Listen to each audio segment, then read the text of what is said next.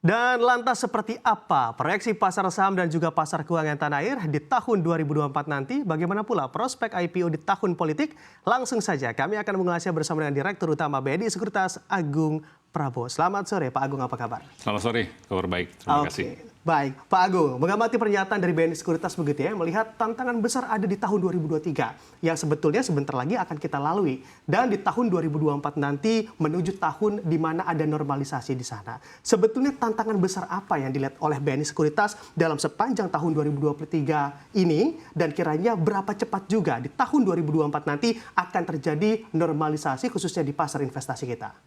Kalau di tahun 2023 itu lebih periode adjustment untuk ekonomi global maupun juga Indonesia setelah daripada pandemi. Dan kita lihat juga ketakutan antara akan adanya tingkat suku bunga yang tinggi, terus juga ada geopolitical situation di dunia, itu yang menghantui tahun 2023. Tapi kalau misalnya tahun 2024, kita melihat tadi adanya normalisasi dari pertumbuhan ekonomi dunia. Kenapa kita bilang normalisasi? Karena kebanyakan dari negara-negara di dunia, termasuk Indonesia, itu sudah mulai dari sisi ekonomi growth-nya itu kembali kepada long-term growth rate-nya mereka, kecuali China. Jadi dengan normalisasi di pertumbuhan ekonomi, dan juga kita lihat sebetulnya kalau misalnya dari sisi real interest rates di Amerika itu cukup tinggi gitu, inflasi sudah mulai mereda juga di Amerika. Jadi kita melihat sebetulnya ada tendensi atau ada kesempatan bahwa tingkat suku bunga itu akan turun. Jadi ada pertumbuhan ekonomi akan ada dan balik lagi ke normal growth, long term growth rate. Terus kemudian juga ada kemungkinan perbaikan di tingkat suku bunga. Nah itu yang kemudian berdampak cukup positif terhadap global economy dan juga terhadap Indonesia. Oke, baik Pak Agung. Nampaknya juga para pelaku pasar sepakat begitu ya, melihat tahun 2023 ini nampaknya menjadi tahun yang penuh tantangan, khususnya di pasar keuangan atau di sektor investasi. Tapi sebetulnya bagaimana juga kinerja yang mampu ditorehkan oleh BNI Sekuritas di sepanjang tahun 2023 ini yang sebetulnya akan segera berakhir 2 atau 3 hari perdagangan efektif lagi begitu ya di tanah air kita. Alhamdulillah kalau BNI Sekuritas kita mengalami pertumbuhan juga di sisi pendapatan. Meskipun terjadi gejolak, volatilitas dari pasar modal cukup tinggi, kita juga melihat juga dari sisi volume perdagangan obligasi itu juga ada penurunan. Di business investment banking kita juga melihat volume juga mengalami penurunan. Cuman kita berhasil bisa mencatatkan pertumbuhan laba sampai dengan November sekitar pertumbuhan 21%, double digit. Dan itu didorong oleh 2 mesin. Satu adalah investment banking, yang kedua adalah institutional markets. Kita juga melihat bahwa porsi dari foreign investors yang tadinya sudah menurun, kita melihat di akhir-akhir 1 atau 2 bulan ini mulai ada peningkatan. Dari sisi foreign inflow, apakah dari sisi obligasi maupun juga dari sisi saham. Jadi kita melihat sebetulnya kita melalui dengan cukup baik di tahun 2023 dan tentunya dengan kondisi-kondisi yang kita harapkan juga akan kita prediksi baik, itu tentunya kan kita lebih optimis di tahun 2024. Oke, baik. Dari angka-angka yang sudah ditorehkan, apakah juga sudah sesuai target, Pak Agung?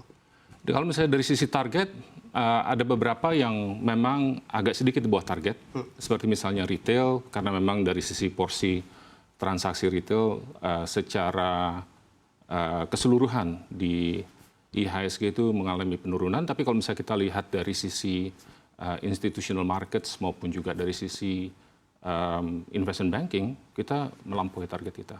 Wow, nah ini dia yang tentunya perlu di-highlight begitu ya Pak Agung ya. Tapi bicara juga terkait IPO yang menjadi tema kita juga di sore hari ini. Sebetulnya untuk IPO saham yang mana juga dinaungi ataupun berada di bawah BNI Sekuritas ada berapa banyak di sepanjang tahun 2023 ini Pak Agung?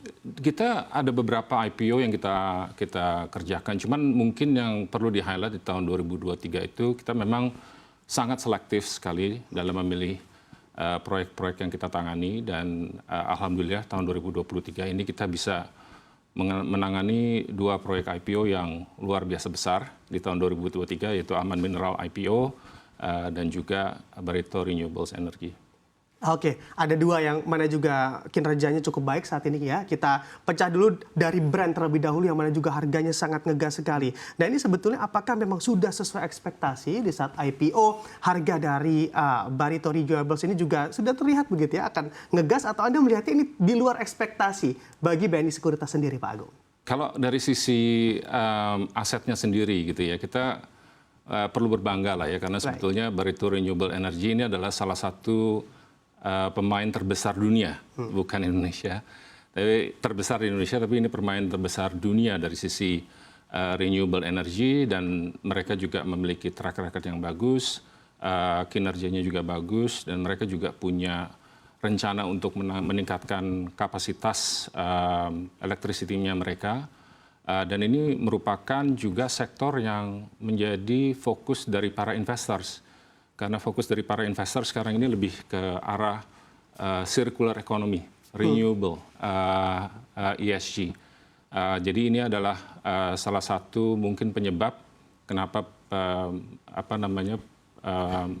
kinerja dari saham brand itu begitu luar biasa di tahun 2003 ini. Oke, baik. Dengan renewables yang tentunya masih menjadi prospek yang cukup panjang, apakah juga dapat diartikan dari pernyataan Anda untuk sektor renewables ini juga akan prospektif di kemudian hari? Pasti dengan sendirinya itu akan prospektif sekali. Kita juga sudah melihat sebetulnya dari sisi funds asset under management yang berfokus kepada sektor ESG itu sudah meningkat, dan juga pertumbuhannya juga cukup signifikan secara global.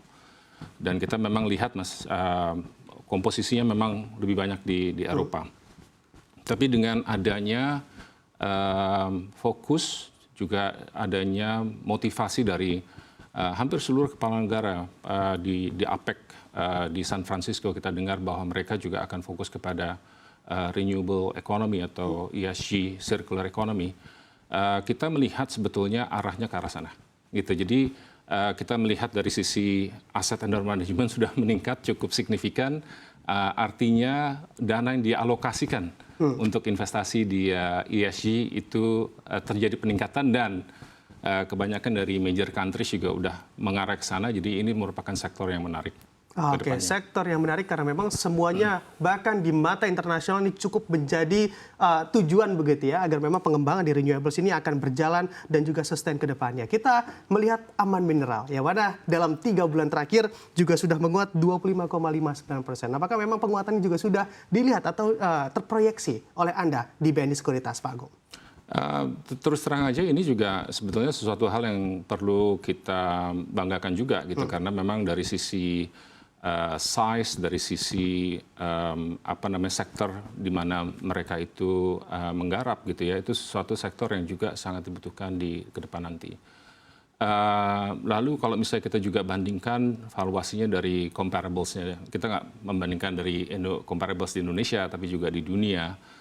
Tentunya ini juga sesuatu yang sangat menarik gitu ya, dan ini yang menjelaskan juga kenapa kinerja dari saham Aman Mineral itu sangat baik sekali di tahun ini. Oke, Anda juga melihat ini juga menjadi prospek yang cukup baik begitu ya ke depannya di saham Aman Mineral. Tapi kita melihat lagi secara keseluruhan, Pak Agung, dengan sisa hari yang mungkin 3 atau 2 hari lagi begitu ya untuk hari efektif perdagangan, adakah juga target yang akan Anda kejar, atau sebetulnya untuk target atau program-program kerjanya sudah finish begitu di sebelum atau 1 minggu terakhir sebelum perdagangan tidak efektif lagi nanti di tahun 2003 ini? Kalau dari sisi proyek-proyek investment banking tentunya udah sudah lebih sedikit di untuk tahun 2023 ini gitu ya.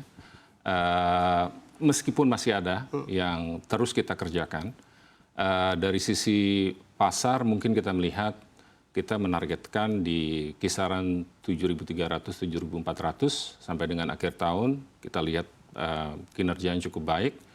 Juga kita lihat juga didorong dari adanya foreign flow ke pasar modal Indonesia. Ini sesuatu hal yang positif. Jadi saya harapannya sih bisa kita meraih 7.300, 7.400 indeks di akhir tahun. Oke, 7.300 bahkan 7.400 di akhir tahun 2023 ini. Bicara terkait peluang dan juga persentase, berapa besar persentasenya indeks kita bisa finish di 7.300 bahkan di 7.400, Pak Agung? Kalau misalnya lihat dari sisi volume, memang perdagangan udah mulai sepi di minggu-minggu inilah terutama ya. Cuman kalau misalnya kita lihat dari sisi apa yang akan terjadi, karena investor itu kan lebih cenderung forward looking. Apa yang akan diharapkan di tahun 2024 itu yang kemudian mereka juga berpikir untuk kenapa kita tidak berinvestasi di saat ini. Secara valuation mungkin dari sisi PE multiples kita masih lebih menarik gitu ya dibandingkan negara-negara lain dan juga dibandingkan dengan level price earning multiples historis. Kita juga melihat kemungkinan pertumbuhan dari corporate earnings di high single digit kalau misalnya ada prospek penurunan suku bunga, tentunya itu akan juga berdampak positif terhadap earnings dari perusahaan.